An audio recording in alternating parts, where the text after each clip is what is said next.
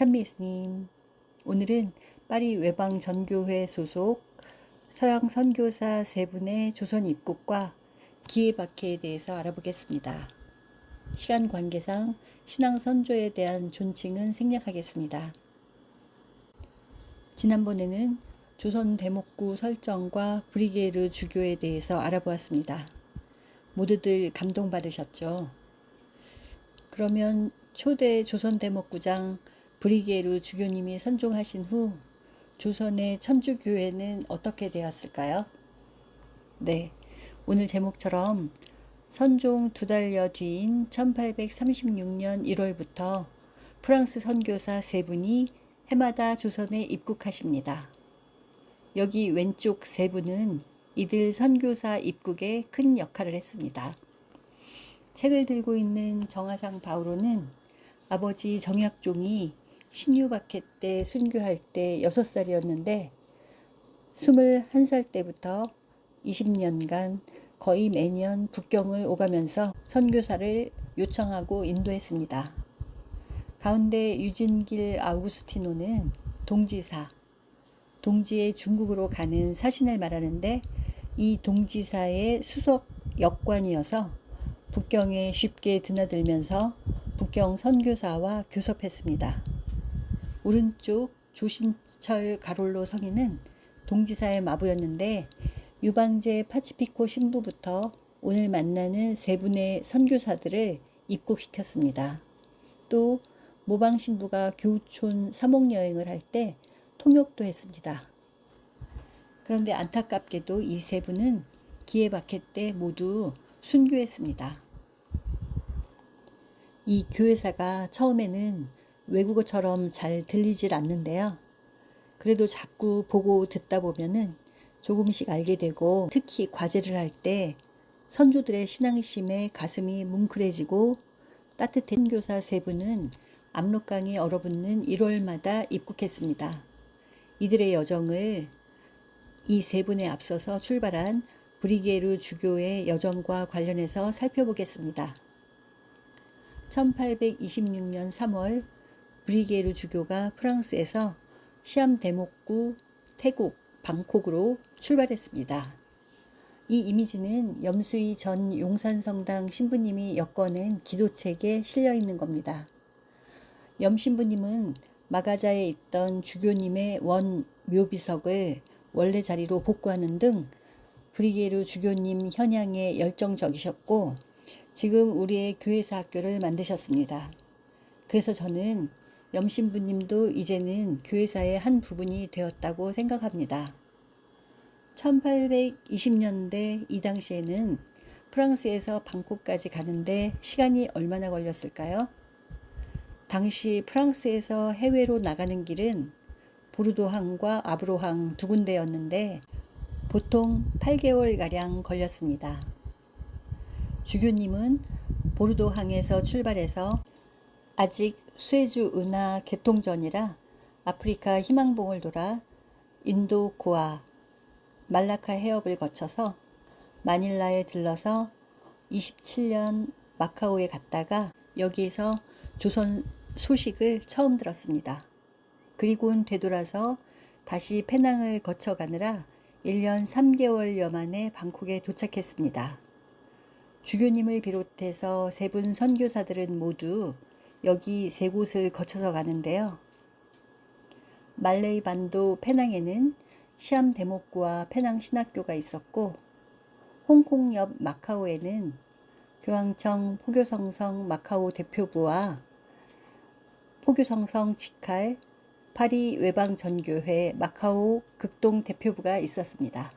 그리고 타이페이 대만 쪽 복건성에는 도미니코 수도에 관할 복건 대목구가 있어서 선교사들은 여기에 들러서 연락을 취하고 휴식하고 정비했습니다. 32년 8월 주교님이 초대 대목구장이 돼서 페낭섬을 출발하는데 출발 전에 페낭신학교 교수인 샤스탕 신부가 조선에 함께 가겠다는 열망을 밝힙니다. 2달 후 주교님이 여기 마카오에 도착했을 때엔 모방 신부를 만납니다. 모방 신부는 사천성 부임지로 가는 중이었는데요. 여기서 모방 신부를 만나서 함께 배를 타고 각자의 배속지를 향해서 복건성으로 갑니다. 33년 여기 복건성에서 모방 신부는 사천성으로 가려던 진로를 바꿔서 조선으로 가고 싶다고 말합니다. 이에 주교는 사천 대목구장에게 배속지 변경 서한을 보냅니다. 주교가 복건성에서 히아프와 남경, 즉 난징 등을 거쳐서 북경에 들어가느라 험난한 여정을 겪는 동안 페낭에 있던 샤스탕 신부는 포교성성 마카오 대표부장 움페이레스 신부의 부름으로 마카오에 들어옵니다. 주교는 7월 육로 진입을 위해 양자강, 황하, 산동성을 거쳐서 중국 대륙을 고통스럽게 종단해서 산서 대목구장 주교관에 도착해 1년 동안 머물면서 조선에 입국할 수 있는 길을 모색합니다. 이에 샤스탕 신부는 9월 주교의 뒤를 따라서 복건성으로 갑니다. 여기서 샤스탕은 배속지 변경 허락 소식을 기다리던 모방 신부와 만나 2개월가량을 같이 보내고 각각 다른 방법으로 조선을 향해 갑니다. 샤스탕은 배를 타고 서해 해로로 출발해서 중국 국경지대 요동에 상륙했다가 조선 신자를 만나지 못하고 북경 베이징으로 갑니다. 12월 모방 신부는 사천 대목구장의 허락을 받고 육로로 북경에 들어갑니다. 아무런 허가서도 없이 들어온 모방 신부에게 북경 주교는 밖에서 그나마 안전한 서만자로 갈 것을 요청합니다. 그땐 베이징에서 서만자로 가는데 걸어서 3개월 정도 걸렸습니다. 지금 버스로는 8시간 정도 걸린다고 합니다. 그래서 모방은 먼저 서만자에 도착합니다. 샤스탕은 34년 8월 조선에서 가까운 산동에서 사목을 하면서 조선 소식을 기다립니다.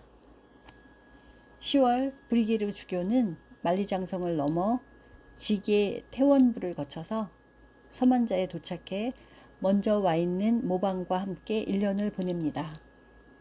1년 뒤 35년 10월 주교는 우여곡절 끝에 조선에 갈 준비를 마치고 조선 신자들을 만나기 위해 먼저 출발해서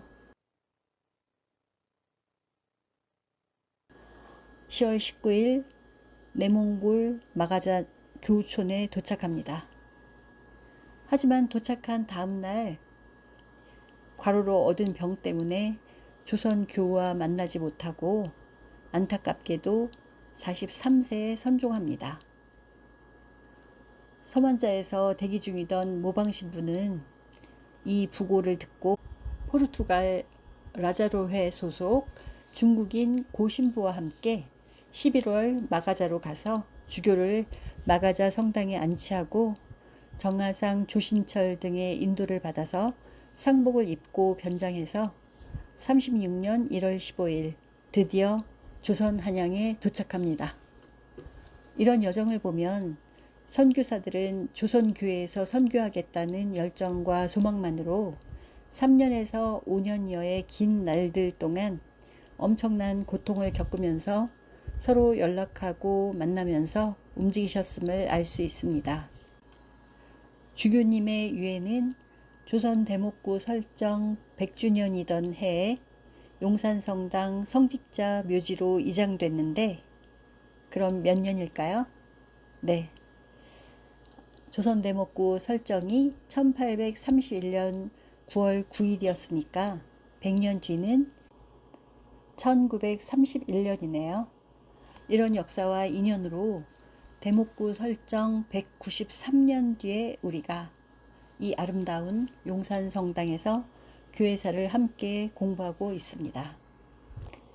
그러면 교황청이 파견한 서양 선교사의 입국은 어떤 의미를 지닐까요? 바로 조선교회가 교황을 중심으로 하는 보편교회로 재탄생한 것을 의미합니다.